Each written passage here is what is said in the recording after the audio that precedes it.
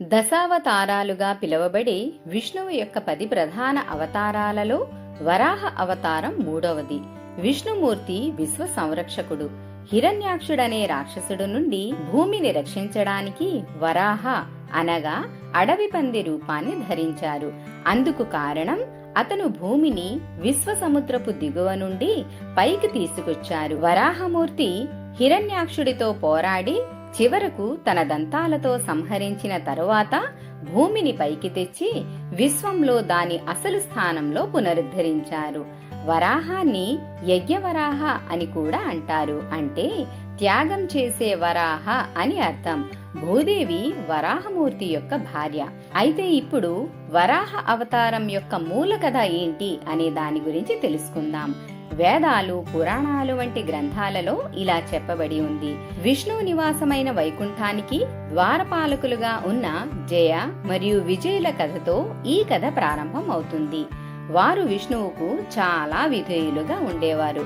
అంకిత భావంతో పనిచేసేవారు. వారు విష్ణుమూర్తిని చూడడానికి నిజమైన కారణం ఉన్న వ్యక్తులను మాత్రమే లోపలికి ప్రవేశించడానికి అనుమతించేవారు.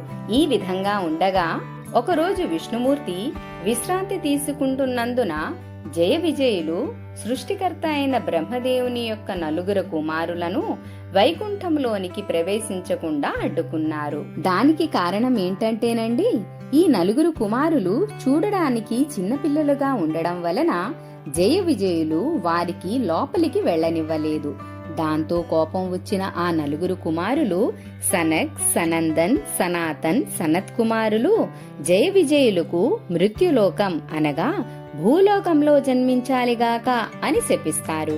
ఆ మాట వినగానే జయ విజయులు భయంతో విష్ణుమూర్తిని వేడుకుని వారి శాపం నుండి వాళ్ళకి విముక్తి కలిగించాలి అని మొరపెట్టుకున్నారు. అది విన్న విష్ణుమూర్తి, నేను మీ శాపాన్ని తొలగించలేను, కానీ మీకు 2 ఆప్షన్స్ ఇవ్వగలను. అందులో ఫస్ట్ది నాకు భక్తులుగా 7 జన్మలెత్తుతారా, లేదా సెకండ్ది నాకు శత్రువుగా 3 జన్మలెత్తుతారా అని.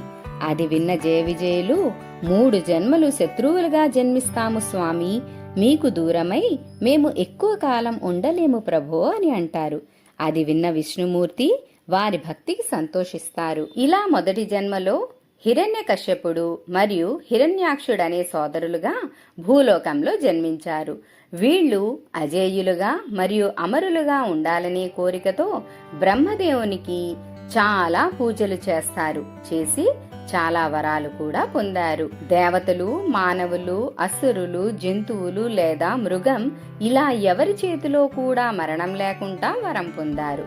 వరాలు పొందిన తరువాత వారి అక్రమాలకు అంతు లేకుండా ఉండేది. ముల్లోకాలను వశపరుచుకోవాలన్న కోరికతో ఉండేవారు.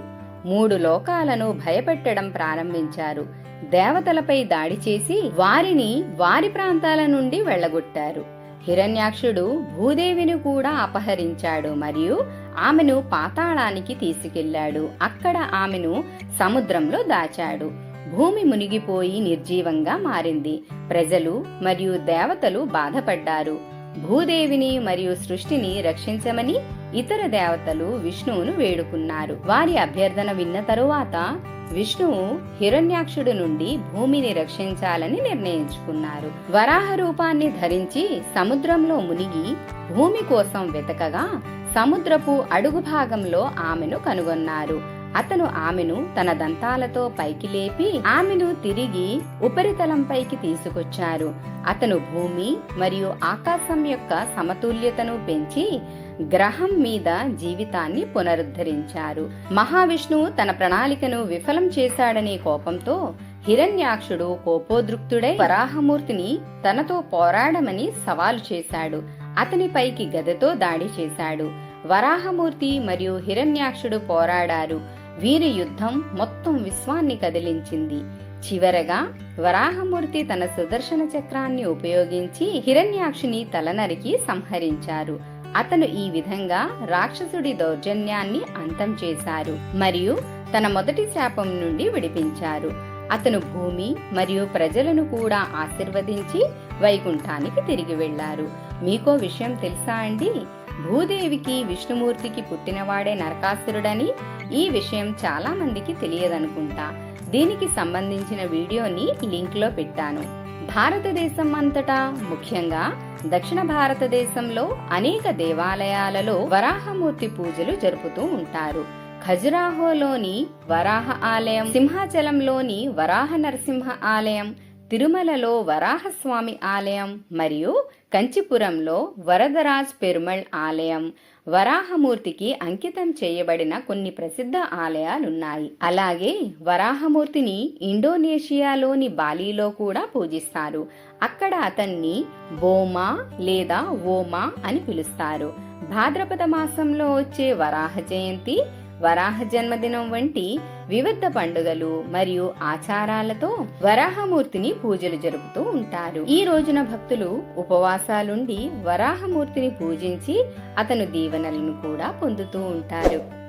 ఈ వీడియో మీకు నచ్చితే లైక్, సబ్స్క్రైబ్ చేసి గంట సింబల్ ని క్లిక్ చేయండి. మీ శ్రేయోభిలాషి సాయి శారద.